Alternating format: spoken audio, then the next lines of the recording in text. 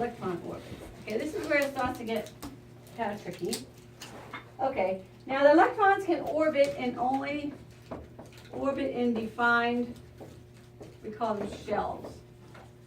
Okay, think of the shell as like a pathway, like where it can be located, where it can be traveling, kind of, or like a lane of traffic, so to speak, right? It can only be in certain places.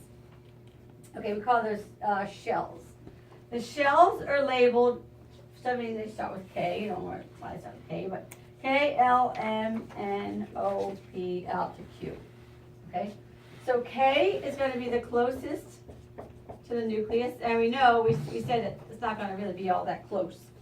But compared to these other ones, it's the innermost shell. Okay? Okay. Now, the closer the electron shell is to the nucleus, the tighter of a hold that nucleus is going to have on that electron. Because if we remind ourselves, we'll make a little kind of gross representation of it here. So, and remember, this is a nucleus. This has lots of protons, lots of positive charge.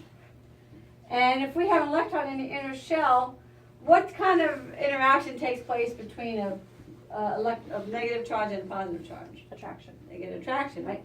So the closer these inner electron shells are to the nucleus, the tighter they're held into that atom, okay? And we call that binding energy.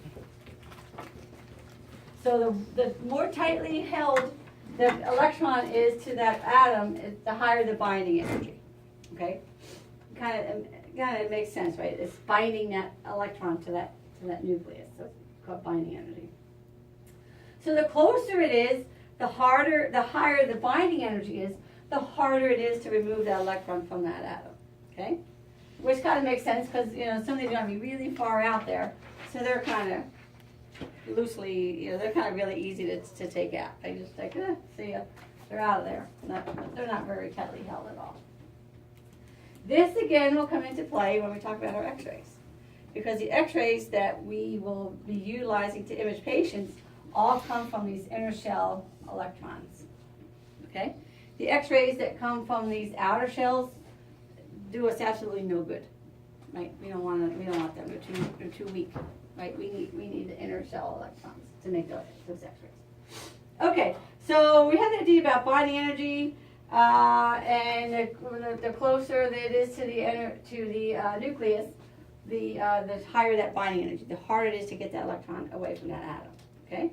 Now, I should point out that it's not only electrostatic attraction that's holding this electron to this atom. Right? There's other atomic forces as well that are actually much stronger, but it contributes to it as well. Okay. All right. Good. All right. So let's look and see now about what the let's get a little more of a better idea of what is the configuration of these electron shells, and how do they kind of play into how our electron or atomic arrangement actually plays out. And for that, I'm going to project, because I can't draw it so good. So let's go ahead and turn this on. I got it. Thanks.